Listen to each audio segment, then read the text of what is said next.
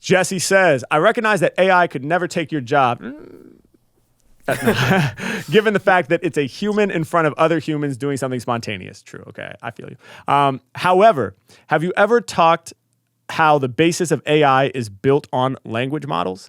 A language model determines the next logical thing to say and inputs that. And your whole career is basically being a sophisticated language model within different rhythm. Yes. Interesting question here. Thank you, Jesse. Appreciate it. Yes, I have thought about that quite a bit, actually. The fact that I think you could make theoretically a very, very competent AI freestyler. I don't think that would be too difficult. I mean, I have no idea how to make AI, so who knows? It's basically happening. Yeah, right. Like when Suno makes a song in like 30 seconds. That's technically right. What else are you gonna call it? Right. It just freestyled the song for you. Yeah, exactly. Yeah, every AI song is freestyled. It's not always very well, and not always giving credit to the actual people that created the lyrics. But I totally see how my sort of techniques as a freestyler are in some ways like algorithms in a way. It's like, I have a structure, I have a structure that I often use. And really it's many structures, setup punchline is a structure. So like you could program setup punchline into an AI, I'm sure, so that's a structure, right? Of seeing a word and then putting it second and rhyming with it in advance. So there's this setup and punchline.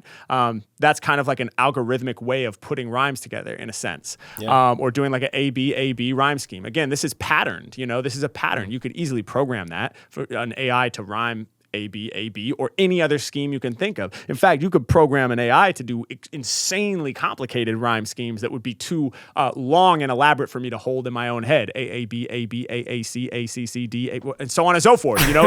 Shit, sometimes people give me on Wordplay Wednesday, and I'm like, oh my God, there's no way. I can't even attempt this right now. But so in that sense, all of the different kind of like structured techniques that I practice and utilize in performance are sort of algorithmic, and they're sort of models that I'm using.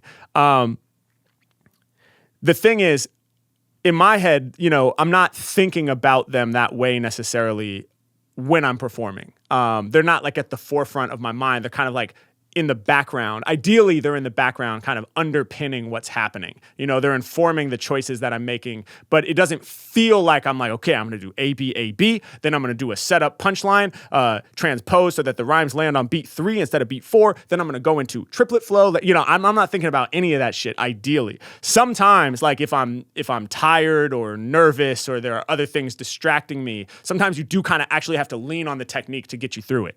But that's never the best version. The best version is the flow state where you're not thinking about the technique at all. It's just there. You've drilled it so much, you've practiced it so much that it's just, it's always there for you, serving what you're doing.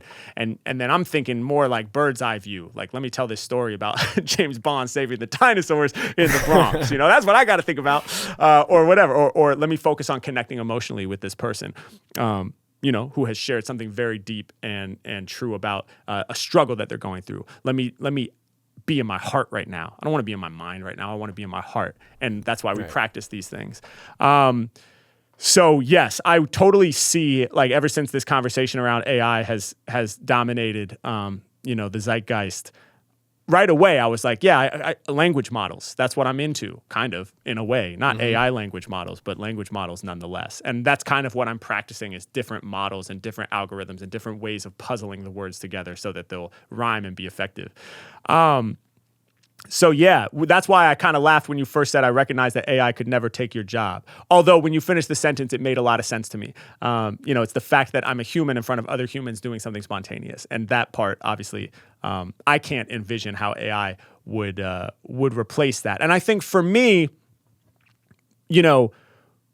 what's interesting is that if you had 100 different freestylers, they each are going to have their own perspective and their own lens and their own, even if they all train the same, what we're calling models. Like if everybody masters setup punchline, if everybody masters A, B, if everybody masters the various triplet flows, and like if they all put the same kind of inputs in, that you're going to get 100 different versions of it coming out because everybody has their own lens and their own perspective and their own history. And I think that's what's cool about the human version. And I know your question wasn't necessarily saying like, what's your take on AI replacing the human freestylers or anything like that.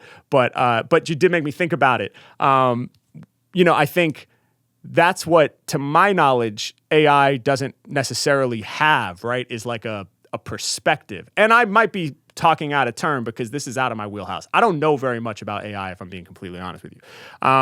But in my view, if you give the AI, like if you ask a freestyler, like, man, why do you approach it this way? It'll go back to their influences, like we were talking about earlier, because I was checking out this person at this time. And then I started getting into this genre of music at this time.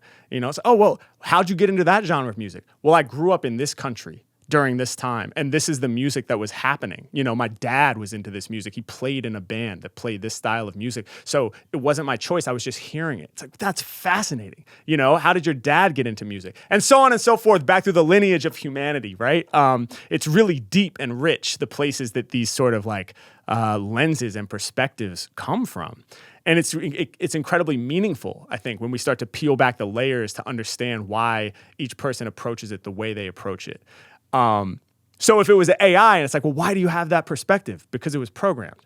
That's not that interesting, right? So like, to me anyway, like, yeah, that perspective was programmed in. It's like, oh, cool. End of story, So yeah, I think, for now, the AI freestylers, I'm not scared, man. I've also battled the AI freestylers on stage at my concerts many times. Not actually, but that prompt has been given at least twice.